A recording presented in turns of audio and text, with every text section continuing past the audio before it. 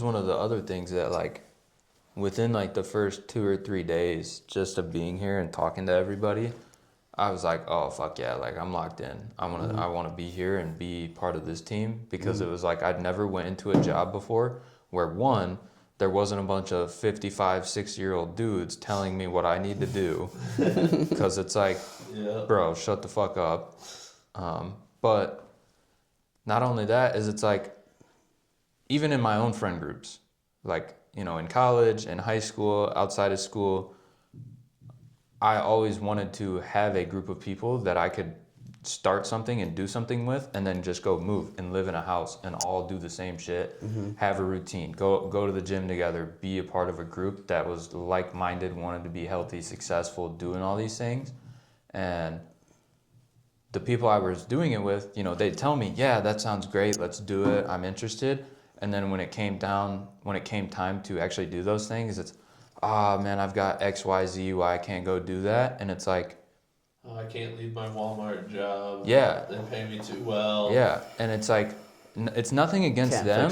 Can't fix it. And I don't blame them because that's how everybody was taught to be and raised to be, is to think the safer route, think that, you know, risks are bad and everything like that. And I was poor and broke my whole life. So if I have to take another risk that's just going to keep me broke for 2 months and then I'll be successful, what the fuck does it matter? Literally almost every single thing I've ever done in my life, my dad has been like, no, you probably shouldn't do that because of XYZ reasons. Yep.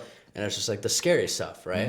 It's the worst thing that happens. Yeah, like thinking about worst case scenario, like, well, you know, if you move here and you're living in this type of apartment, like New York did, like just starting in insurance, had just like gotten my first check, really, like my first big check.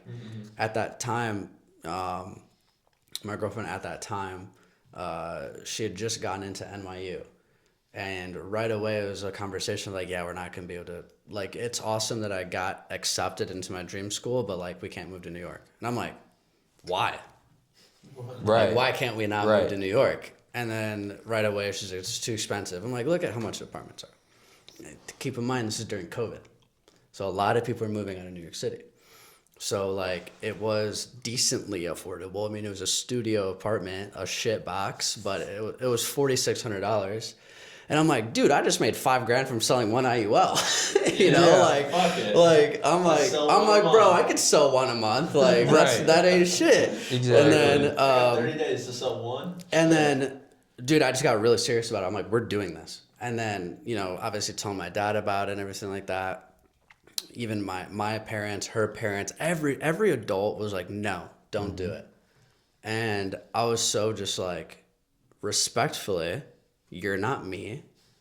I make more than you, or I'm going to make more. I hadn't started making real money then. But again, I had just gotten my first IUL commission. It was $5,000 on one deal, and I knew I had just closed like 15 deals that were about to pay me out.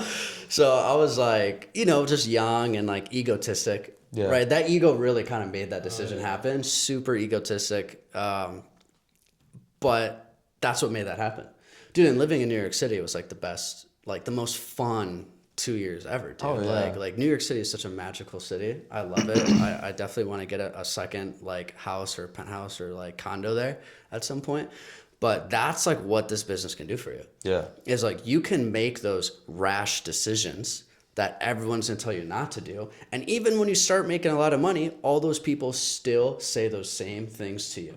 Like it doesn't matter because they're putting themselves in your situation and they're like, yeah, that won't work. Like, oh, I have a degree and I did this and this and this. I did all these things where I'm more qualified than you, and even I couldn't do that, so you can't do it. Yeah. You know, and it's just like, respectfully, fuck you. Respectfully, go fuck yourself. Yeah, respectfully, go fuck yourself. You're not me. You're not in the opportunity that I'm in, and I'm going to go do this. Yeah. You know, same thing with, you know, moving to Florida with you and Richie and Quinn. You know, like all of you guys were newer and you guys weren't making crazy money. And, you know, there was, and yeah, you had a house in Indiana. You're like, dude, if I move to Florida with you, I'm going to be paying 2 rents. And I'm like, And But who the doing fuck that for cares? last year now. Who the fuck cares if you're paying rent in Pretty two much, different I places? got a house Like, as a storage unit at Yeah. this point. and so like, yeah, back to that. Like, when you're brand new, like, it doesn't matter, bro. Like, you're making a ton of money. Everyone's still gonna project their own insecurities onto you. Yeah. And that will never change. Like, no matter how much money you're making, even online, like, these guys are buying like all these Lambos and all these guys are doing all these things. Broke ass motherfuckers will be telling them that was a bad financial situation. Literally. How about you go make money? How about first you shut the fuck up and make money first and then put yourself in my position? Yeah. Right? Like, that's the and that's something that'll never go away. Because there's always going to be poor people and broke people that are going to project their insecurities onto you no matter what decision you make. Moving to a new city, buying a house, getting getting into the investing to buy your license. That's a waste of money. You're not gonna make any money in that. You've never done sales before. That's gonna be a waste of $300 to like do all your licensing and the state exam and all this stuff. Like, at any point in which you're in, whether it's literally the money you got to invest to buy your license, or whether it's like you're buying your first supercar, or you're getting your first penthouse, or you're buying a fucking boat, like when you're making real money, like, no matter what, through that situation, that's going to happen. And even with one of the guys on the team, his dad kept telling him to quit the business and to get out of the business. Really? Yeah, and we're in Chicago, we're filming some videos, and we're literally filming videos for the business. And then we got done filming and everything, and then we're just sitting at a park in downtown Chicago. And he's like, "Yeah, dude, I don't think I'm gonna continue to do this." And I'm like, "Why?" And he's like, "Dude, like, I just got my degree. I'm not using my degree. My dad's been super on my ass about it, and like, I think I'm just gonna, use my degree and he got a marketing degree, and so he's gonna try to find something to go use that in." That for? And then I was like, okay, I respect that you respect your dad's input, right? Yeah. Like, we all love our parents, but at the same time, like, this is what I told this individual. So I was like, "Look, dude, look at your dad's life. Yep. Would you trade places with your dad right now? Absolutely not. Okay. So why would you take life advice from him?" The worst thing that happens, Here. the worst thing that possibly happens, like, our plan B is 99% of people's plan A's. Like, the worst possible thing that happens, it doesn't work out, I go get a job, make a couple grand, try it again. Worst possible case scenario. Or I figure it the fuck out. Like, And that's the biggest thing, is that it's inevitable. People are going to be in your ear, and people are going to be telling you not to do it. It's too risky. Only the people at the top make money. Like, no, dude, like, brand new people that come in make crazy money. And I'll also say, for the record, a lot of people come in and make no money.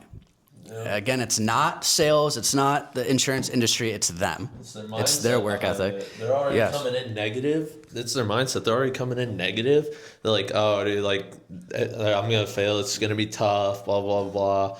Or they come in expecting to make 20, 30 grand their first month with no background in sales experience, and then they don't do that, and they're like, "Well, fuck this, it doesn't work. Like, I'm gonna go back to fucking flipping burgers and being a gourmet chef at fucking McDonald's, making $12 an hour," right? Yeah, so kind of back to the point I'm trying to make is, whenever someone is telling you not to do something, that should be the number one indicator that you should do it. Because why would you listen to the majority?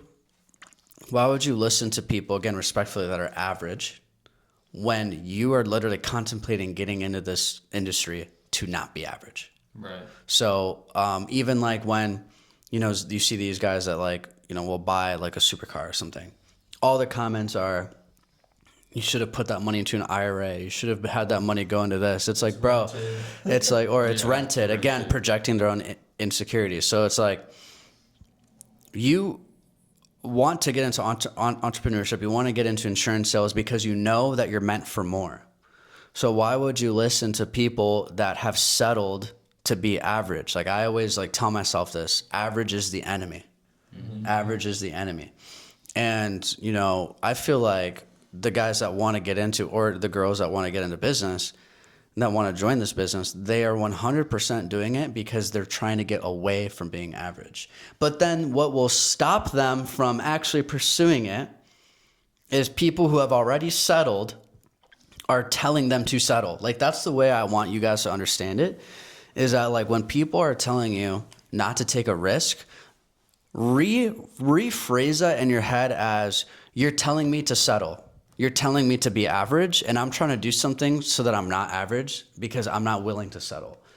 And that's like the catalyst. Like that's a very prominent decision that you make in your life, is like, am I going to listen to so-and-so and be average and settle, or do I have the balls, or do I have enough belief in myself to actually do this?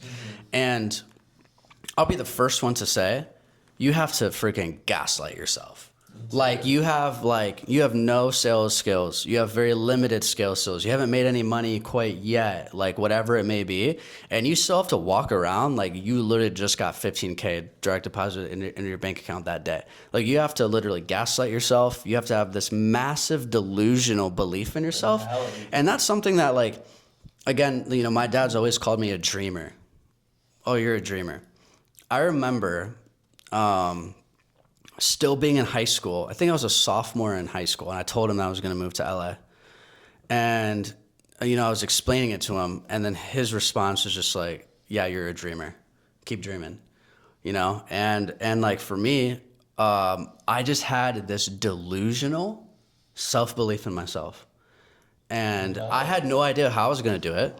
And I was, at that point, I was just dreaming, you know? So he was right in that moment. But literally 1 month after graduating high school, I packed up all my shit and moved to LA, right? So, because I had this unwavering, I had this delusional belief in myself. And you have to have that delusional belief in yourself. You really have to gaslight yourself into being successful. Especially in business. Like, if you don't have if you don't have that mindset that you're gonna go out there and fucking win every single day, like, dude, it's gonna get real fucking tough. Yeah. Especially on the days when you're not winning, you gotta have it even more. Oh yeah. Right. Or No, else you're God gonna- will test you. God will be like, do you really want this? Like, even though, like, yeah, I made $250K my first 6 months, but this shit has not been easy for me. Like, there's been multiple times I've gone broke throughout this journey. And then guys watching will just be like, how is that even possible? Bro, God will test you. Oh, he God will will. literally test, like, do you really want this? Are you really about it the way that you say you are? And nothing in life comes easy. It's like you can have a hard life being rich, or you can have a hard life being poor. Which hard do you want? Right. That's good. That's so it's- true. It's, That's so true. It's definitely a struggle. It's just which hard do you want? Damn. Yeah, and it's so crazy is that people will, and I feel like this is a lot of how our families are, is that they look at us like we're the black sheep, because we are the black sheep, and they criticize us for wanting more. Like A$AP Rocky said this on a podcast. Since when did it be cool? Since when did it not be cool to try? Literally. Like, when did it become cool to not fucking try? Yeah.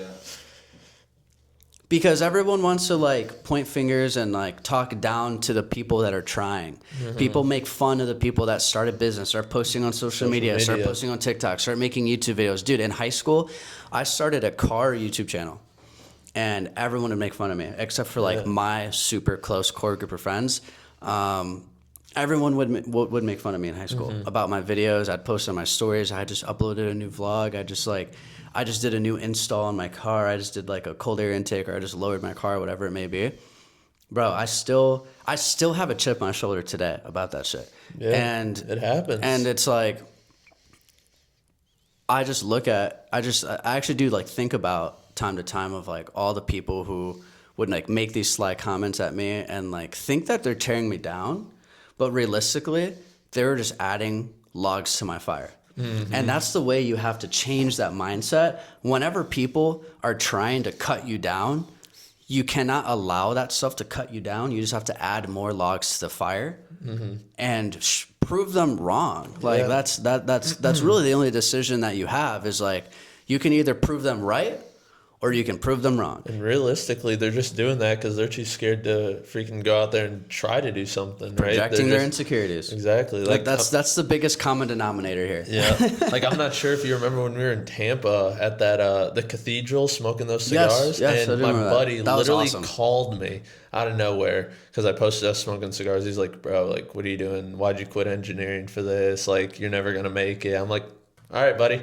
Just sent him a paycheck. I was like, Thanks, I make more. bro. I was like, thanks, buddy. I've known this dude my whole life. Yeah. And they're just talking shit. And I'm like, all right, cool. Here's my paycheck for this week. How much you make in the last 3 months? Bro, I'll never forget. I was at a family cookout, and not even my aunt, like my uncle's girlfriend. You know, I was visiting because I lived in New York City. Yeah. Making fucking 45, 50 racks a month. And I'm 20 years old. And